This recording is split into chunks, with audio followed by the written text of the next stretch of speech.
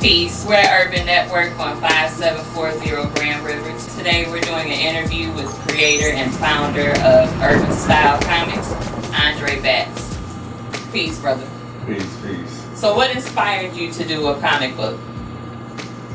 What inspired me was growing up, reading comic books such as Spider-Man, Doctor Strange, Mighty Thor, actually all of Marvel brands. I started off reading those books coming up, and I was drawing them as I was coming up. Me and a couple of guys used to have competitions, and it was quite fun.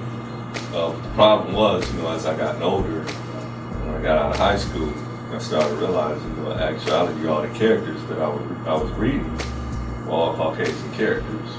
There was a few black characters like Luke Cage, Black Panther, Black Falcon, and I think that was it. Black Goliath, yeah, that was it. But they weren't powerful characters. Right.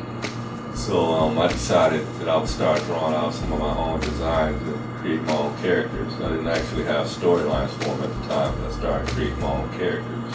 And eventually I figured I would start doing comic books. But then other brothers started getting out there doing their own books. My brother David Sims at the time, his name is Dawood now, he was doing Brother Man, and Todd Johnson was doing Tribe. So I went to the guys that was doing Tribe with my ideas. They're located in Detroit, and they basically shot the ideas down. So I decided that I would start doing my own thing. And my brother, he pushed that. He said, you need to take whatever money you're making and put it into your own your ideas and just put it out there that way, take the chance that way. Okay, so where did the concept of dreadlocks character come from? Well, the concept, that came into play, back then I was listening to a lot of reggae, which I still listen to a lot of reggae and hip hop. I was studying Rod Neff, Rod Mentu Netter at the time, of Sarasset Society, and a few other books related to Egyptian mythology. So can you explain his uniform or the concept of his uniform you came with, and why is it green, and the significance of the Ankh as well? Well, it's green because the green represents the land itself, which is the earth. That's why it's green. The continent represents life as well. And the Ankh, if you can see, the Ankh represents the key of life. It's the original cross fixture that's been in existence over 10,000 years. As a matter of fact, it's been in existence longer than the Christian cross. Right. And the reason why I put that on that character in particular, because I was bringing to life something that really didn't exist, dreadlocks. Yes, the Ankh ties a lot into many of the characters in the comics. Mm-hmm. So what are some of his powers, if that's what you would want to call them? His what other comic books like to call special powers? What is Dreadlock's special powers? Well, right now, Dreadlocks, his special powers, he reflects cosmic radiation from the sun. He receives the powers through the gods of Kibbalan, the gods of Kemet, Egypt. And what happens is, it's kind of like if he was to come into a situation where he was caught into an eclipse or whatever, where it was total darkness and blocked the sun and plenty of clouds or whatever out there, he would get in a weakened state. So Dreadlock, like I said, he gets all his powers from the sun itself, and it's actually a symbol of Ra, which by that being the case, he gets his powers from the god Ra. So why did you decide to make him blind? Well, that's a good question. The reason why he's blind is because I didn't want him to be influenced about everything that's going on. When communicating with the gods of Kemet, I wanted it to be where it would be within, where he would meditate and assume all the powers that way through meditations and be guided from the power within, as opposed to everything that's outside of him. Okay. So can you explain what is Black Watch, the collective of Black Watch? Well, Black Watch, that came to play when I was influenced by a group back in the day called X Clan. It was back in '92, I think it was. And when I came up with X Clan, well, at the time when X Clan came out and the music was popping or whatever, I decided to start creating characters You know, there's another group out there that was kind of strong, but not like this. So I started creating different characters like Queen Nubia, Sheba, That's Third my Eye. favorite. Well, Queen Nubia, Yes. that's one of my favorites as well. And I started creating characters. I got like maybe 8 characters deep in Black Watch, but there's only 3 that's being shown here. And all of them they're not even in the book yet, but I've been working on that for years. And I just put the book out just maybe a month ago. So how does spirituality tie into your comic series? You know, you can't really talk about spirituality without getting into religion, because some people don't understand the difference between the two. Yes, it's a huge difference. And it is a big difference. So when I start talking about spirituality, and some people think that that's questioning my religion, but it's not questioning their religion whatsoever. You know, because religion is really something that's given to you or whatever, whereas spirituality is something from within.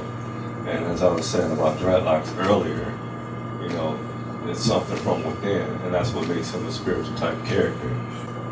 When we grew up, we didn't have these images in our neighborhood, Right. or you know, any bookstores around us. You know, we didn't have black characters. So now when adults see dreadlocks or see any of the books that I have out, what'll happen is they'll be like, "Wow, man, I didn't even know they had black comics."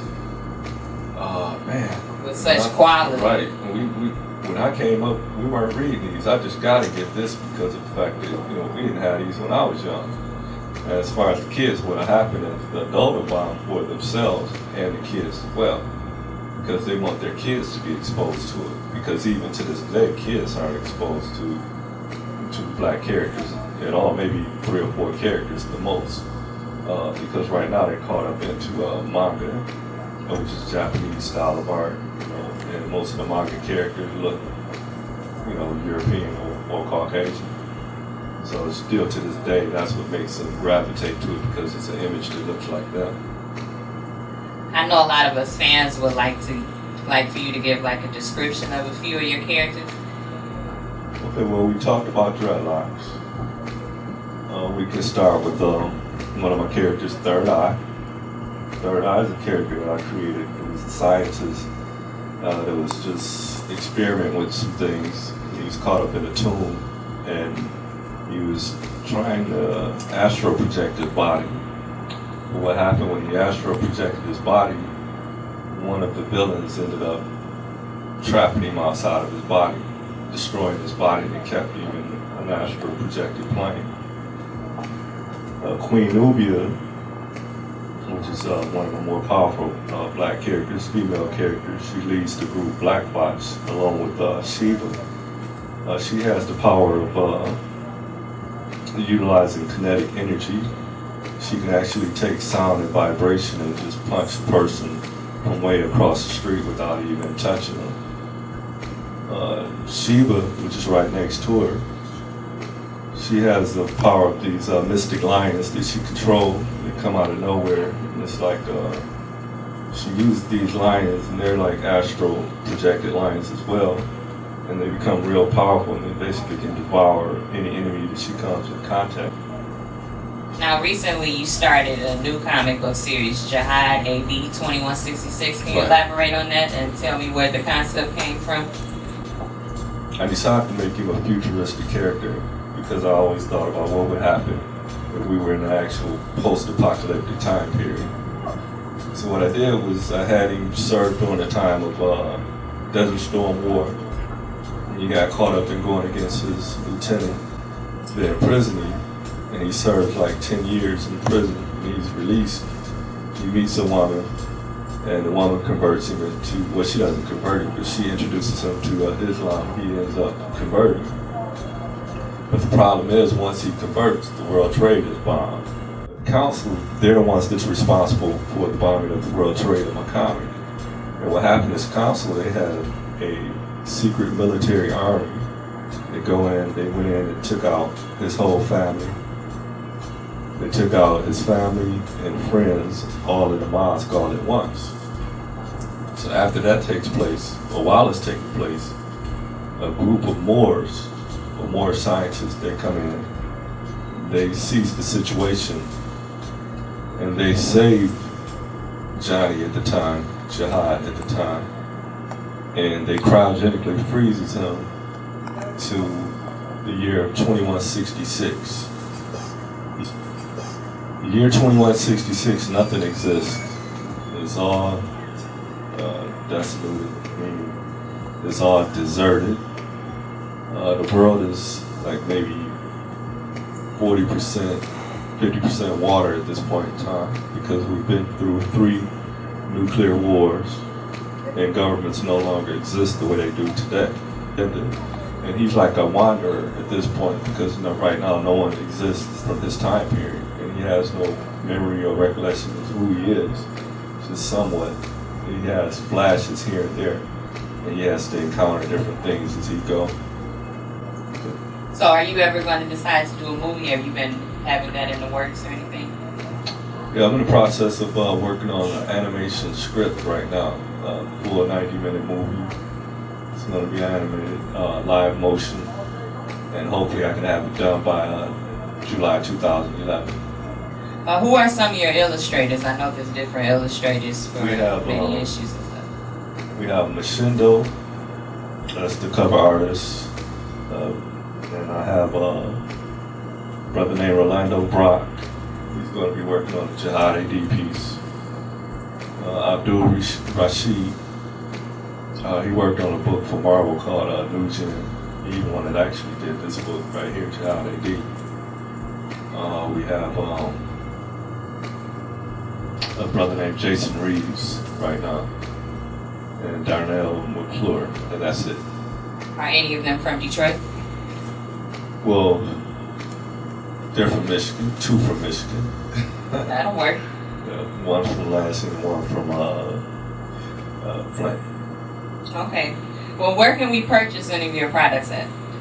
Right now you can purchase them at Urban Network, Shrine of the Black Madonna. These are locations in Detroit. Conscious Corner. Truth Bookstore, that's in Northland. And on the internet. And what is the website? It's www.urbanstylecomics.com. Okay, does anybody have any questions? Yes, I wanted to know, will you be developing the USC universe, if you will, even further, and is that in the works? It is in the works. As I was saying about Blackwatch, I have 8 characters deep as far as Blackwatch is concerned. I've been developing this since I've been developing Dreadlocks. Actually, Dreadlocks originated in Blackwatch. I did it all as one. But I decided, I was go ahead and do a full Dreadlock book because at that time a lot of people were gravitating to Dreadlocks. And then I decided eventually I was going to do Blackwatch. So 15 years later, here I am with Blackwatch now. Do you accept submissions for other characters? Like if someone say, "Hey, Andre, I got this fantastic idea for a character," and do you accept submissions for additional characters into your universe? I sure And do. if so, how does that happen? Well, I accept submissions as well. If someone came to me and said, "Hey man, I got this character, he's off the hook," if it's developed and everything, I'll accept it. But before I accept it, I explain to the person about copyrights, Right. things like that. I tell them this is what they need to do. Right. Everybody just came to me with characters or whatever. I tell them I'm not going to copyright your character. This is your ownership. What you have to do, go to Library of Congress, get everything taken care of as far as your paperwork is concerned. Then submit it, and then we can go from there. Then I'll know that you're serious about that. Because some people will bring characters. They have an idea, but not a character. Right. Just wanted to know what's the overall theme of Urban Style Comics? Are you trying to, what type of mission statement, or are you trying to see what we're looking to? That's a good question. It's a real good question. Well, basically, the overall theme is Marvel Universe, Marvel Comics, DC Comics, Image Comics. The thing that they've set up for us to follow. Basically, I want to be right there with them. Right now, Marvel, they're doing movies and everything. They're branded by Coca-Cola, Disney. I want to be branded by these same people, but I want to make sure that, urban style comics is getting where it needs to be. I want to be worldwide, not just local, not just LA, California, Florida, wherever. I want to be known across the world. I want dreadlocks to be just one of the more powerful than Superman. That's my whole aim.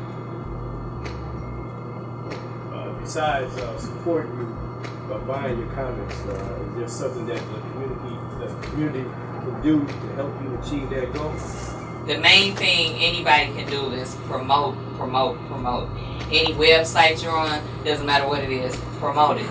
If people promote Spider-Man, Batman, whatever, I definitely think you can support this brother. You know, a lot of problems in my community is people like to emulate white comic characters, you know, and it's not because really that they think they're better per se, it's because they don't even know about ours. And I feel like if we get dreadlocks and other black comic markets out, then it'll have more notoriety on it, and then you'll see kids, you know, one day, maybe 5-10 years later, having a dreadlocks outfit on for Halloween. You know what I mean? So anybody, you know, you can promote. Even if you think that, you know, you're not important enough to promote, you always can promote. Like, let's say something like Facebook. Facebook is free. Promote it. He's on Facebook, tag him. Add his page is Andre Batts. Always promote our own before you promote somebody else's. And that's how our companies and business survive. Andre. Wow. Yeah, that's it. She basically said everything, but I agree. You know, you have to promote anybody you see out there. You know, if they're reading comic books or if they're looking at manga, they're looking at any of that, you can easily say, are you familiar with dreadlocks? If they're not familiar, you turn them on to the website. If you go to my website, it has like a whole slew of everything. I have people contacting me from Australia. I have people contacting me from India. I have people contacting me from Spain. But most of the emails that I get from people, they're not from Detroit.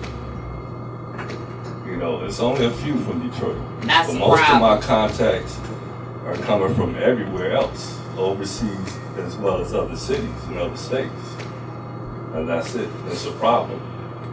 Detroit right now is in a state where maybe it's hard for us to do that because of the job market or whatever, but we still need to be able to promote. It boils down to that. Okay, once again, I'm Crown, and this is Andre Batts, creator and owner of Dreadlocks Comics and Urban Style Comics, and we thank you so much. Peace. Peace, thank you.